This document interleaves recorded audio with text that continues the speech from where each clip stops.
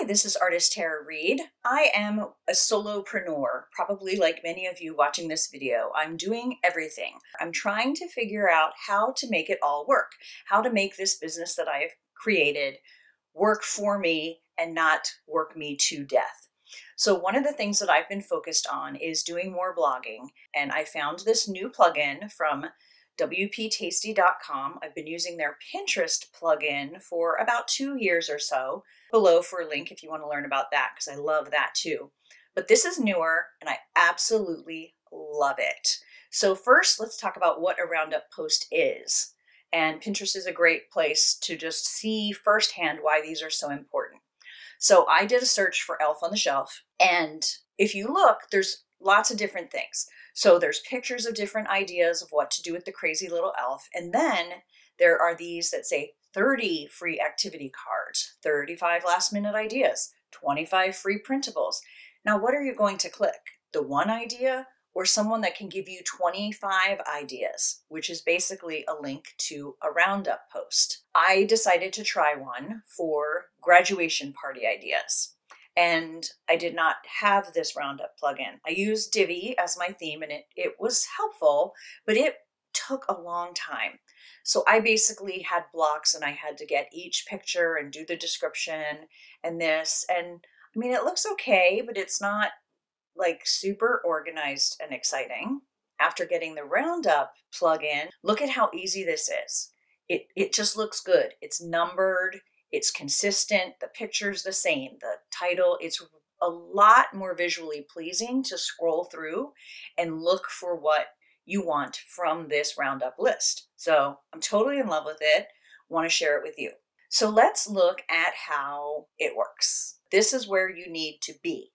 Then you're going to click this plus to add a block, and you're going to choose Tasty Roundup.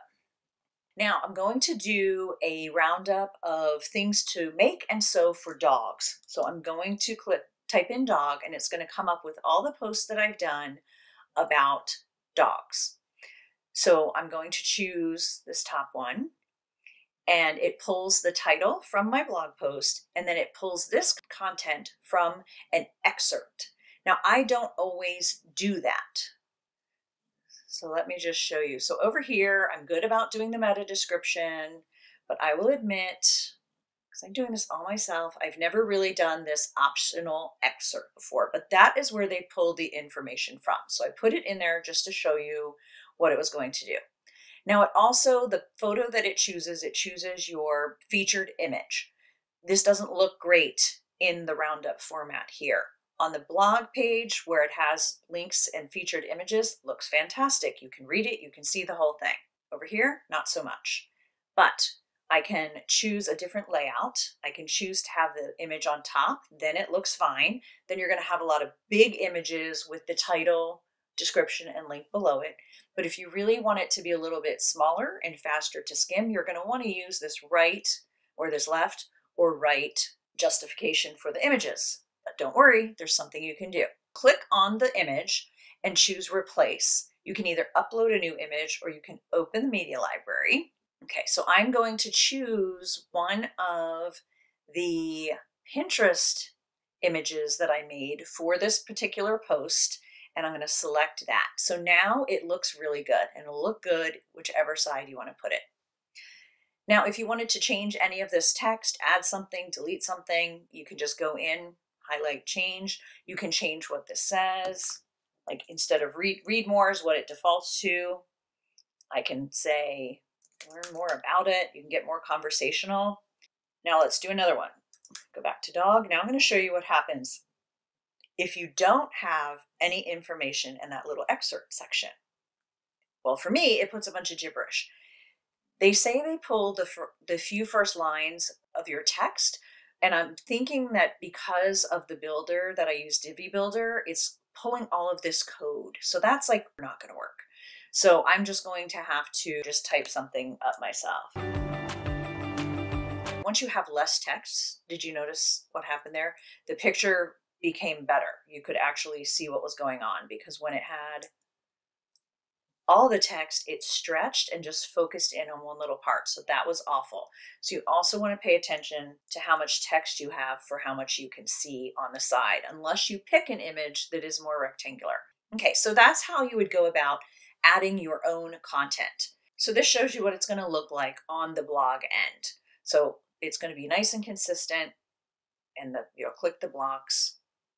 So now let me show you how to add a post manually, because now I want to share one of my friend's posts, or maybe I want to share a link to another website.